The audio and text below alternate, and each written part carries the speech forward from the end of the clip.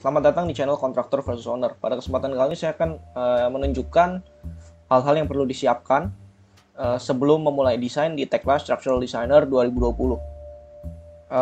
Untuk video sebelumnya, seperti Tekla Structural Designer versi 2018, bisa dicek di channel ini. Dan juga channel ini memiliki konten-konten lain, misalkan seperti menghitung RAB, menghitung volume, dan lain-lain, itu juga bisa kalian cek. Jadi yang belum subscribe bisa klik tombol subscribe, dan juga di kolom komentar nanti kalian bisa nanya jika kalian ada pertanyaan. Jadi langsung mulai aja. Ini tampilan Tekla Structural Designer 2020. Sekilas sih lebih keren dari yang 2018. Nah, ini di tab Home ini nanti kita akan lihat yang perlu disiapkan. Nah, sebelumnya jika baru pertama kali kalian masuk, nanti akan ada pilihan setting, mau pilih dari negara mana. Ada Indonesia memang, tapi jangan pilih Indonesia, karena terakhir nggak tahu ya, terakhir saya coba itu settingan Indonesia gempanya itu agak aneh. Nah, jadi saya sarankan gunakan settingan Amerika, karena itu kode gempanya, desain gempanya itu sesuai dengan yang memang dilakukan di Indonesia sesungguhnya, gitu ya. Jadi biar lebih enak aja, pilih USA yang metric. Nah, oke. Setelah langkah itu kalian akan, ya udah, nanti file new nanti akan seperti ini tampilannya. Jadi yang pertama dicek tuh setting, karena kita akan bahas ini setting ini yang USA metric ya. Jadi jangan pilih yang Indonesia di awal, pilih yang USA metric. Nah, ini kalau mau otak-atik di sini nanti bisa, tapi kita nggak akan otak-atik itu karena nanti code-nya bakal beda dari sini nih. Nanti kalau kalian pilih, nanti akan ada pilihan lainnya, misalkan mau milih Indonesia juga atau mau milih yang UK segala macam. Ini bahasa aja, nggak gitu masalah ya, language. Terus ada autosave.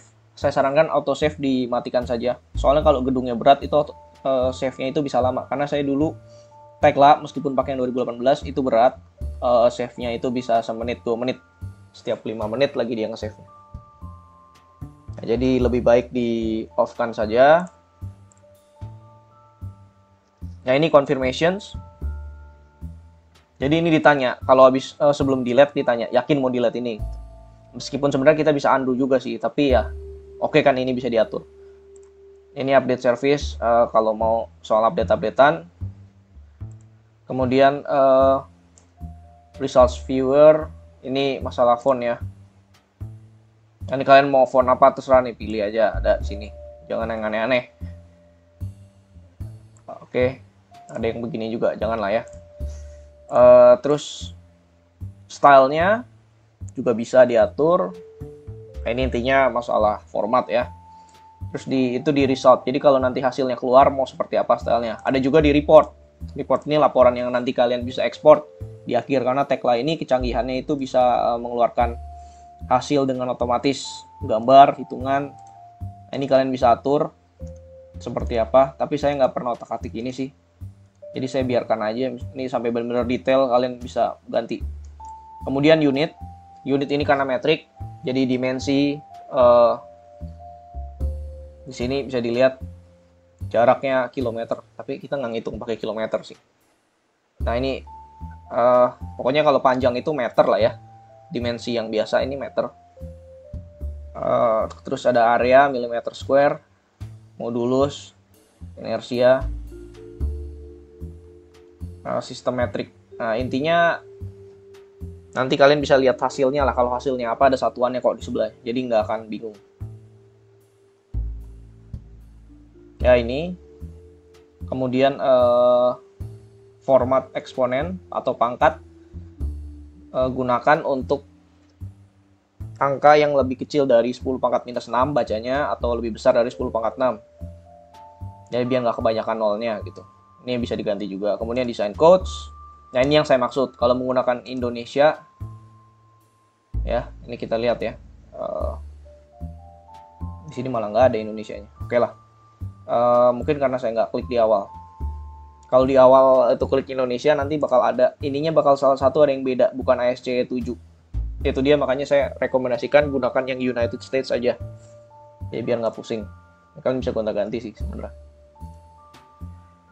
Nah, kemudian ini design settings.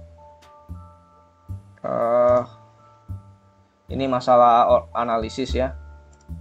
Kemudian ini mungkin yang mau saya agak bahas nih untuk konkret. Jadi ada balok, kolom, dinding, plat. Nah, ini yang mungkin kalian mau mainin di sini. Kira-kira kalau mau desain balok, dia kan otomatis. Misalkan saya mau mentok sampai D25 aja. Atau D22 lah, katakan. Berarti aturlah D22. Minimalnya misalkan mau D16. Paling kecilnya. Mau diatur seperti itu ya silakan. Misalkan ya. Kemudian masalah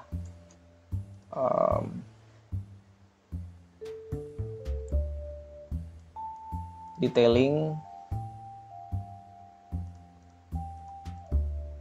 Kalau ini sih biasa nggak saya otak-atik.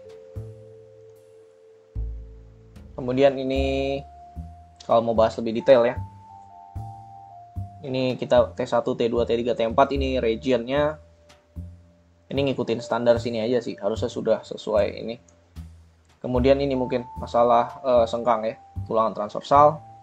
Misalkan maksimal mau pakai D13 aja, nggak mau D16 karena ribet bengkokinnya. Minimum spacingnya berapa? Clearance-nya maksimumnya berapa? Ini code. Jadi nanti yang kita input tetap bakal dicek dari code-nya juga. Jadi nanti diambil apa? Ambil yang memenuhi dua-duanya. Seperti itu. Terus spacing increment-nya setiap berapa? Nah, ini seperti ini yang mungkin kalian mau otak-atik. Kemudian ada kolom. Isinya kurang lebih sama. Mau kalian atur tulangannya berapa, sengkangnya berapa. Kemudian ada dinding geser. Dinding geser, ini kan ada tulangannya ada berbagai macam ya. Ini kalian juga bisa atur mau max min-nya berapa, karena nanti desainnya kan otomatis. Juga untuk slab, minimumnya berapa, max-nya berapa. Ada punching shear dan fondasi juga. Nah, kemudian ini yang mungkin kalian mau lihat lagi, ini diabaikan gayanya di bawah sekian. Ini pun bisa diatur, tapi ingat nanti ada code lagi. Desain group. Jadi kalau balok dan kolomnya beton itu dibikin grouping ya, karena banyak banget. Jadi supaya nggak desainnya kelamaan. Kalau mau diancek bisa aja, tapi nanti desainnya satu-satu ya bakal lama. Dan ngebetulinnya pun juga bakal lama. Karena meskipun otomatis, kalau kasusnya agak ribet, kita tetap perlu betulin manual. Tapi manualnya itu masih enak, tinggal ngeklik aja ya. Nggak perlu ngitung lagi, karena dia yang ngitung. Kemudian ini ada analisis, iterasinya mau berapa kali ya segala macam. Ini bisa diatur dan segala macamnya. Cuman kalau saya sih nggak pernah otak-atik yang bagian sebelah sini ya. Ini nilai konstan apa? Modifikasinya. Kalau misalkan beton itu crack kan dia jadi 0,35 atau 0,7 gitu. Nah, ini ada di sini semua nih inersianya. Nah, misal balok nih, balok crack 0,35. Kalau dia kolom biasa 0,7 kita anggapnya uncrack gitu. Nah, seperti itulah.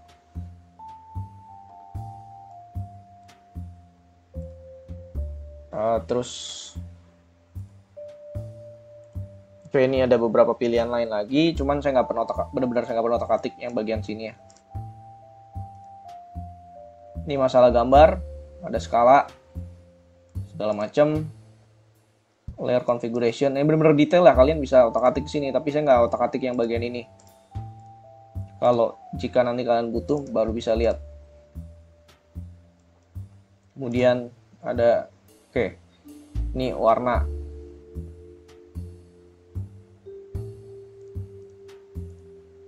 Ini yang masalah settingan begitu ya, slab deflection. Nah, jadi ini seperti ini. Nah, mungkin jika dilihat lagi ada hal penting lagi kelihatan nih tadi. Nah, ini yang harus masalah desain ya, masalah desain yang harus kalian cek. Design settings.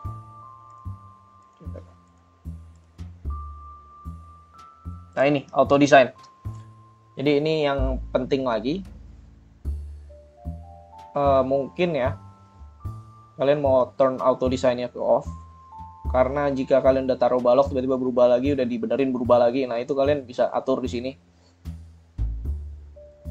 Kalau ini saya setting always, jadi artinya begitu didesain dia nggak ngubah-ngubah, tinggal ngecek aja. Nah kalau awalnya tuh nggak di sini settingannya, ini karena setelah saya ubah aja jadi begini.